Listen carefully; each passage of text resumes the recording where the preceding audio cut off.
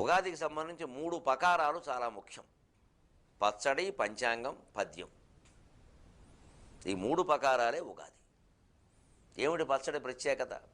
తీపి, కారం, చేదు, వగరు, ఉప్పు, పులుపు. 6 రుచుల పచ్చడి చేస్తారు. గమనించండి, ఈ పచ్చడి అన్నంలో తినేది కాదు, దీన్ని కలుపుకోరు, కేవలం ఊరికే సేవిస్తారు. ఇది మళ్ళీ దైవ ప్రసాదం కూడా కాదు. ఉగాదికి దేవుడు లేడు, కాలపురుషుడు.